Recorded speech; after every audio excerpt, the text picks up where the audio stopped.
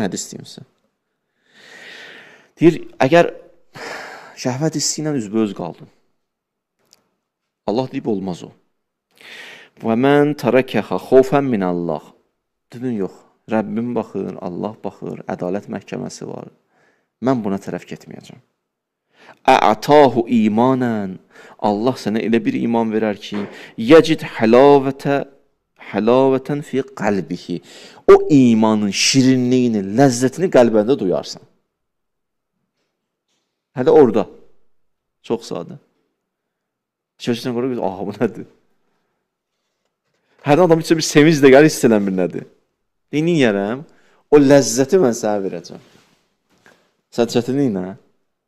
Sən özün bir cəhd elə. Məsələn, gəldin, üzləşdin.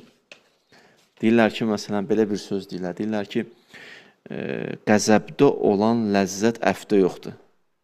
Adam qəzəblərini qışqırır, aləmi dağıdır, sonra da əff edir. Əffin də bir ləzzəti, zövqü varsa, o buna çatmaz. O buna çatmaz. O hara, bu hara. Buyurur, istəyirsən də sənə onu vereyim, məsum buyurur. Hədisdir də. Deyir, sən orada əgər yoxdursun, iman verərəm sənə ki, o imanı canından duyarsan ləzzətini. Çoxları belə tarixdə batdılar. O mənəvi zövqü yaşadılar. Ona görə deyir, Ğuzzu əbsarakum tərəvnəl əcayib. Gözünüzü yumsunuz, gözünüz açılar. Açılar və həqiqətləri görərsiniz.